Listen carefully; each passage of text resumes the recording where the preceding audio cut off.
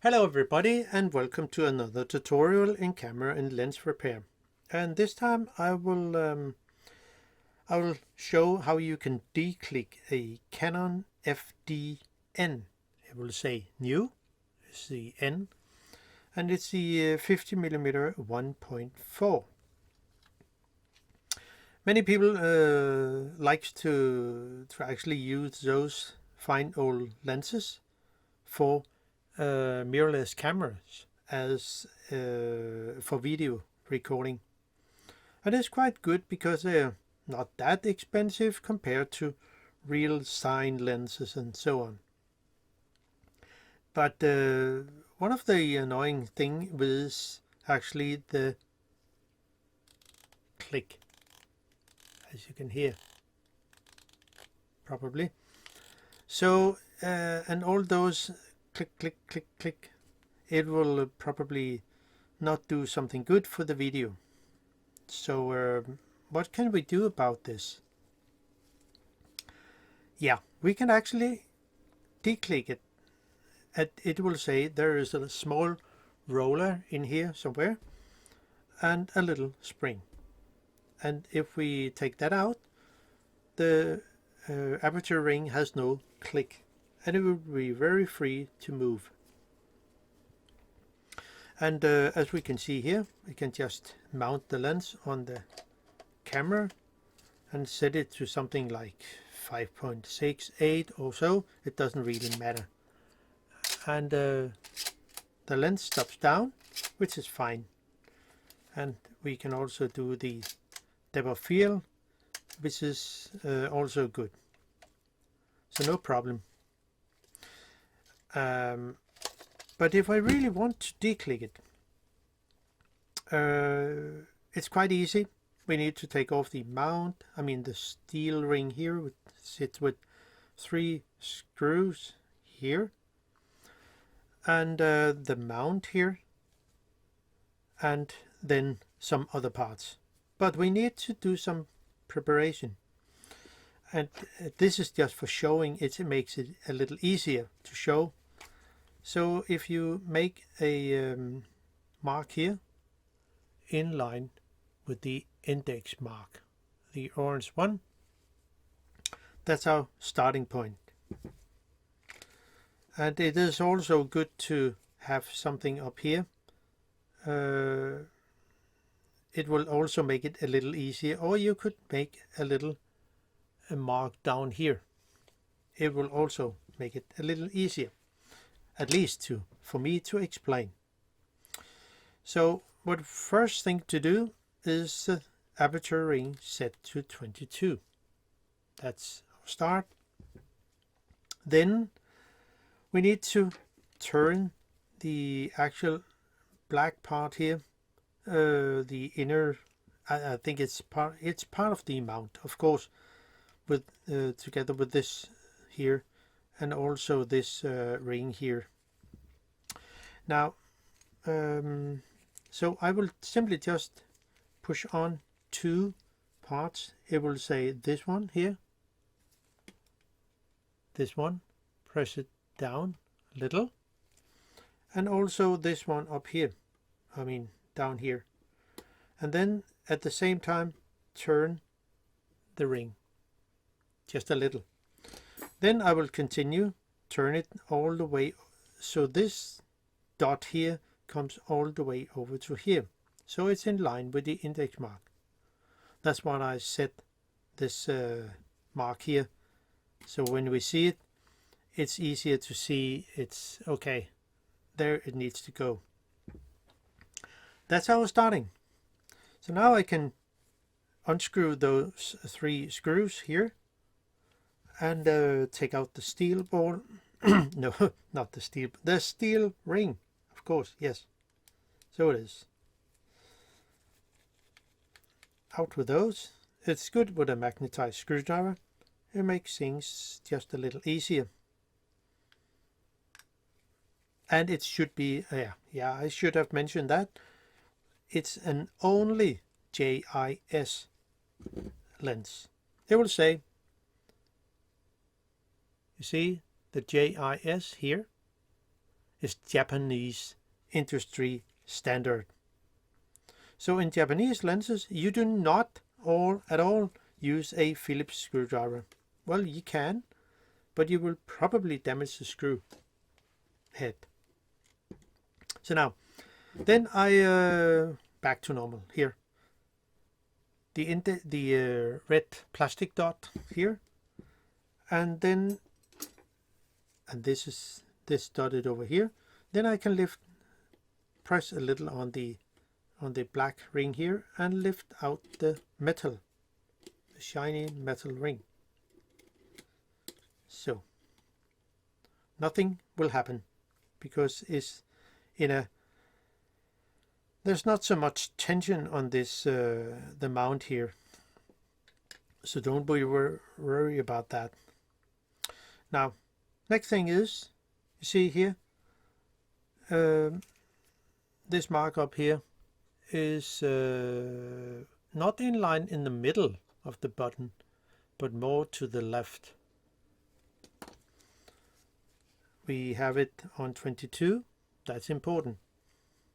Makes things a little easier. So now you can press on this to take a little of the tension off, and then have a good grip on the mount and lift it out. Yeah, I should have mentioned that. You should set it on infinity, of course. That was me. So we can just put it on again. It will, I mean, at least it will make it easier when you put it back in again. So we can just do this.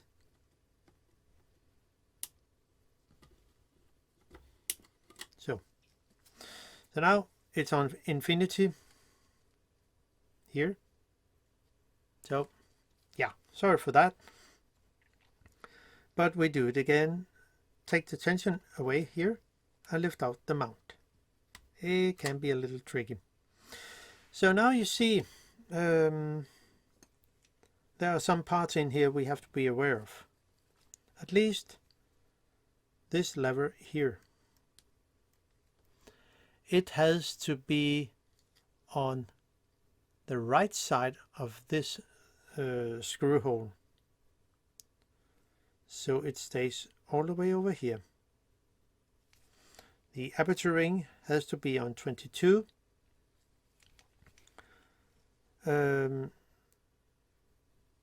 Because if the aperture ring is too much, yeah, well, we can I can try to show it. If this part here is too much over onto this side, it will interfere when you put the mount on here. It will say this pin here. It cannot, it will simply go into that, which is, of course, you cannot assemble it correct. So this one has to go all the way over, something like here. It will say on aperture 22. And this little, I will explain sooner.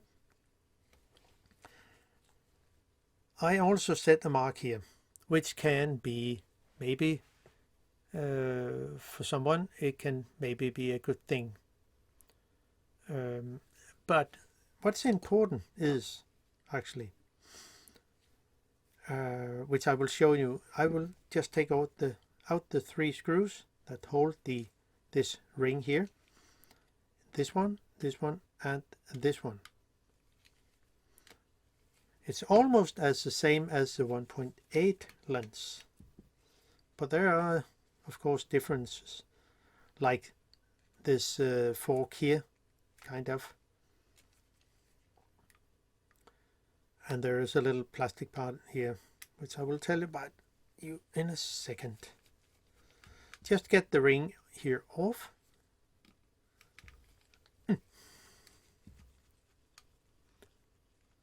So there, and then we can just take off. Nothing will happen here, so don't be worried about that. There's a little lever here that it will not fall out, cannot, is sitting, but beware of this, the release button here. There is a little spring in here, you might see. So be aware of that. Now, next thing is set the aperture ring until 8.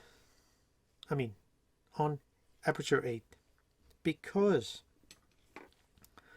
there is a ring here around, aluminium ring, that will follow with the aperture ring itself.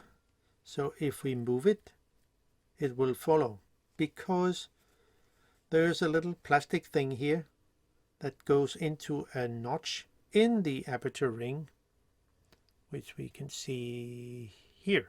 This notch, kind of. This ring will go into that and lock into position. And it will actually rub against the back of the mount. Actually, it will end it up here on the mount. It was almost the same on the 1.8 lens. Now, to get that ring out, because at the moment it's kind of locked into place, you cannot really get it out. So that's why we have to set the aperture ring to 8 here. And then there is a little gap here. You probably can see here on this ring. There's a little gap here. And on the aperture ring itself, there is a little pin, kind of. And those two has to be in line before you can take out this metal ring. So that's easy. Now to the this plastic part here is a lock. So it has to go down there and lock into position on the notch here. So it will follow when you turn the aperture ring. And yeah, there. Now to get the actual aperture ring off, we have to be aware of down under here there is actually a steel roller and a little spring, and we need to get into that. But at the moment you cannot really take the aperture ring off, because it can only come off at 1.4. That's a kind of a locking position, because if we see here, there's a cutout here in the aperture ring here, and there's also over here and also over here. So when I set the aperture ring to 1.4, which I will do so, there, I still keep on the ring so it will not just pop off. Then you can see the 3 cutouts here is actually visible, and also here. And in that way I can lift out the aperture ring. Be aware of the little spring and the roller. So gently. And also, of course, this lever here, which is the locking button, and a lever here for the when you set the lens to A instead of 22. So now I can it doesn't really matter, because this lever here will not just fall off. So we do that, lift it free, and there should be some grease on this roller and on the click track here. So now I can actually take out the little roller and the little steel spring. That's it. You see, it's not a steel ball. It can only sit in one position when it's correct. So it has to sit like this. So, has to sit like that, and press on the steel spring. So out with that. Oh gosh. So, and of course also the little the tiny little spring here. So away with that.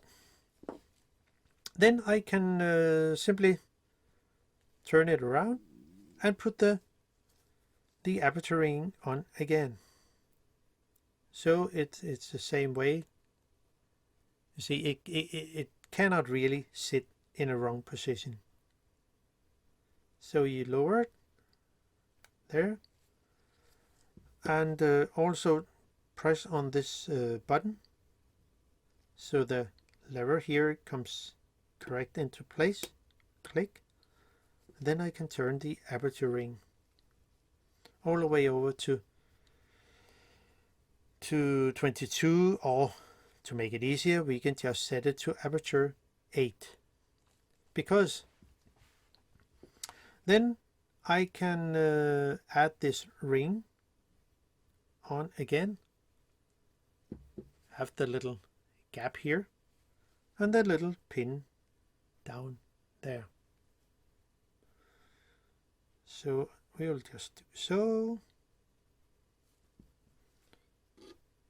like that, and then turn the, well, I can just turn the aperture ring all the way over to 22 and move this ring into position. Press down the little plastic thingy, so you can see if I press it down, the metal ring will follow. If not, it's only the aperture ring that moves. But we'll just set it here. So that. Then I can begin to assemble the parts again. This ring here can only sit in one position, and then put the screws in here.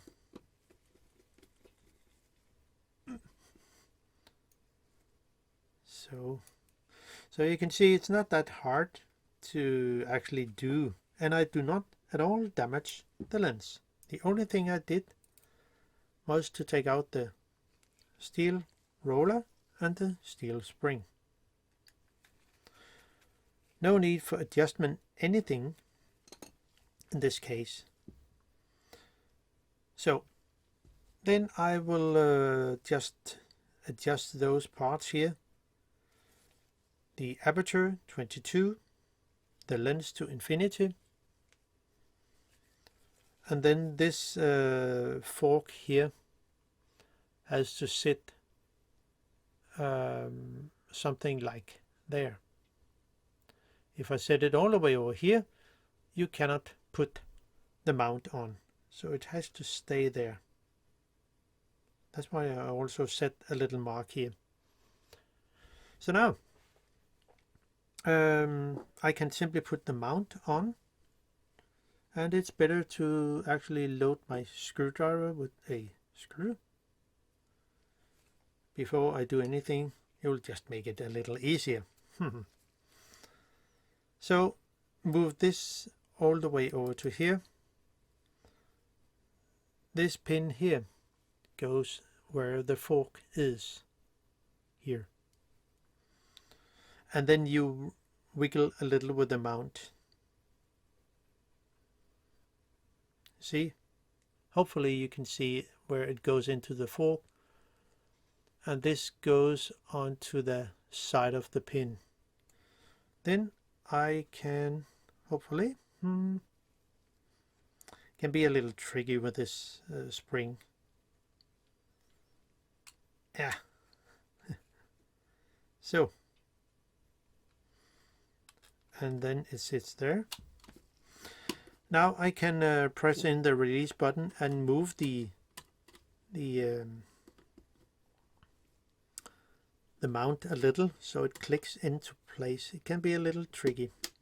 I can move this pin here a little so it gets free of the ring in here. So now I'm back to normal and can put on this ring.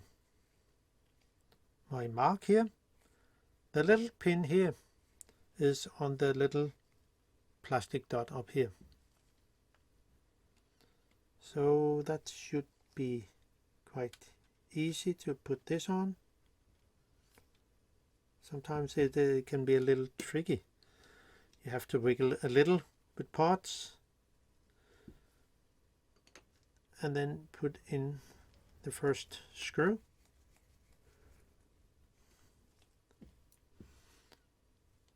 So the second one. Oh gosh.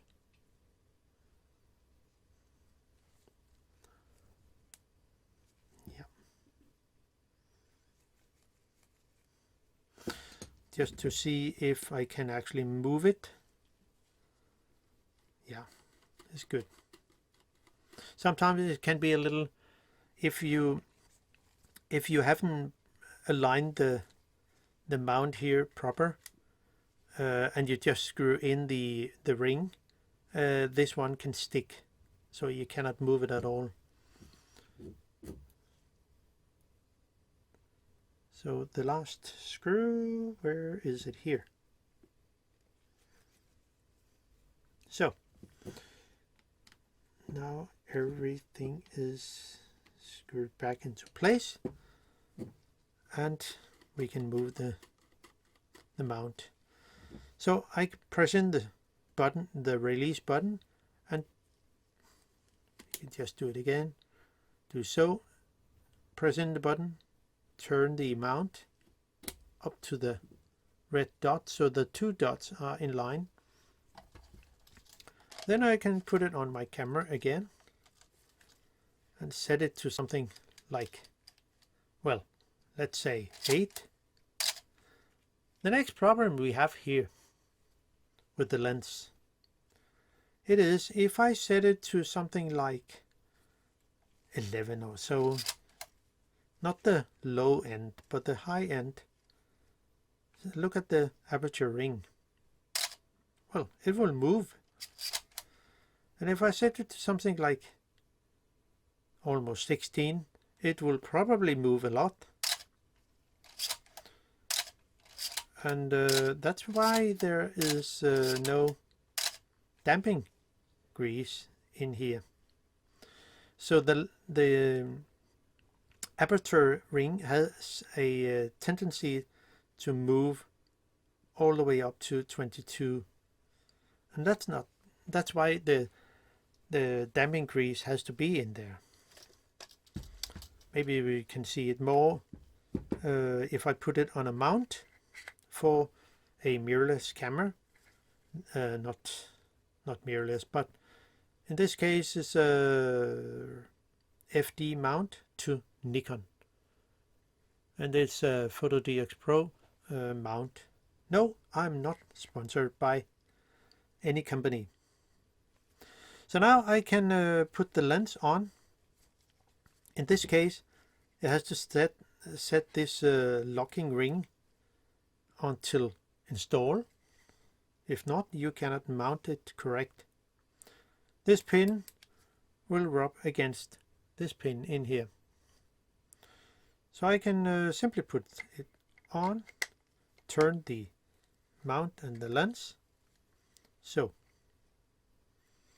And in this case, of course it would install, but I have to move the blue ring here all the way over here, and then the aperture is fully closed.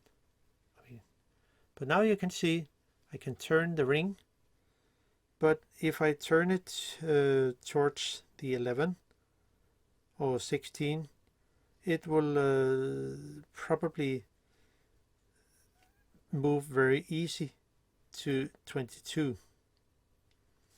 So that's why the aperture ring needs the damping grease. So I can just take it off again. Oop. And say that's all fine. So now, well, I haven't damaged the lens, remember that. I only take out 2 parts, which will need no adjustment at all. So for you who makes videos and so, you can probably use this video for your lens. So that's all for me. Hope you enjoy the content, and yeah, see you sooner. Bye bye.